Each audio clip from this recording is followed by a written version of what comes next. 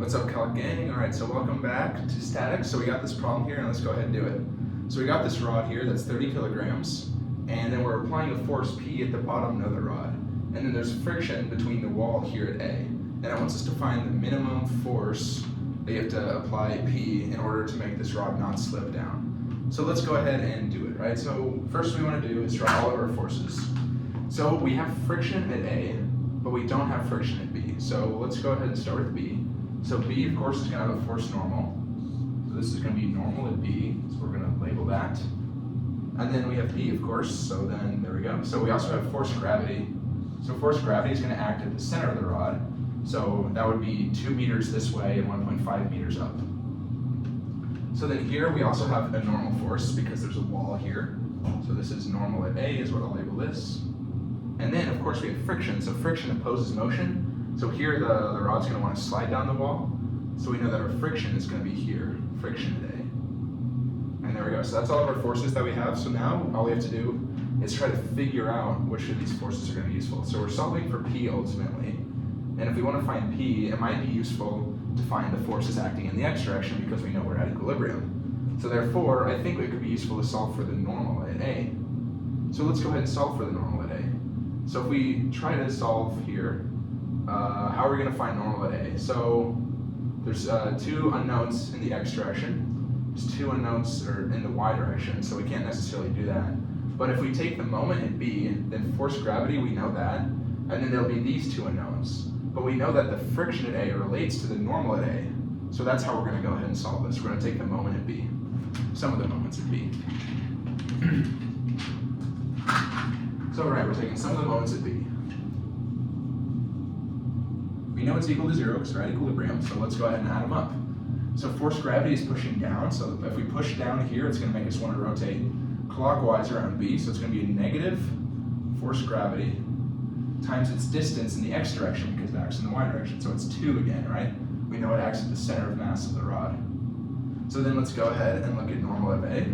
So normal of A pushes in the x direction, so let's see, it's pushing this way, so if it's going to push this way, it's going to make us want to rotate this way around B, which is counterclockwise, so we're going to add that. So it's going to be plus normal at A. And then, of course, because it acts in the x direction, we have to find its distance in the y direction, which is 3. So then the friction at A also pushes this way. If you look at that, it's going to make us want to rotate counterclockwise around B again. So we're going to add the friction at B, or friction at A. And the friction at A is acting in the y direction, so we're going to add the distance, or multiply by the distance in the x direction. So its distance in the x direction is 4. So here's the equation we got here.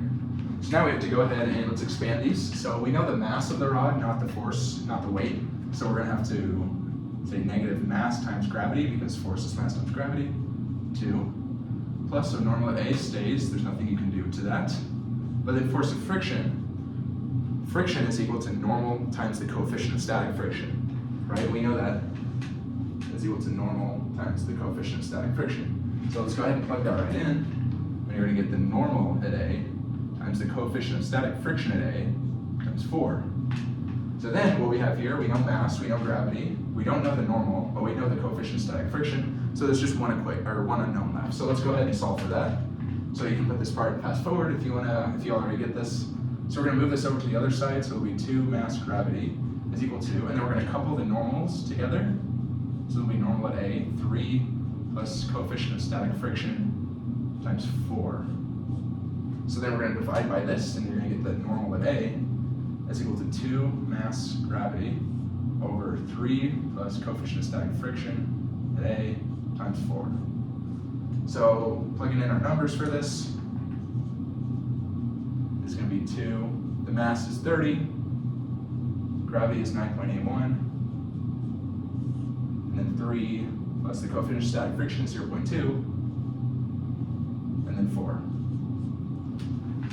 So if you do this, you're going to find that the normal at A is equal to 155 newtons. So this is useful because now we can just take some of the forces in the x direction to find P.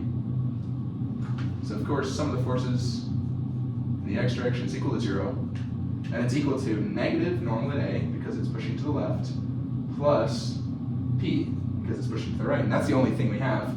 So then, of course, if you move one of them over, you're going to get P is equal to normal at A, and so you can say that P is equal to 155 newtons. There you go. So that's how you solve this problem. It's not too tricky, but you just got to know where to take your moments around, and if you do enough, you'll get the hang of it. So if you need any more help with these kind of problems, check out my channel. I have a whole lot of statics videos, and yeah, I'll see you in the next one, guys. Peace.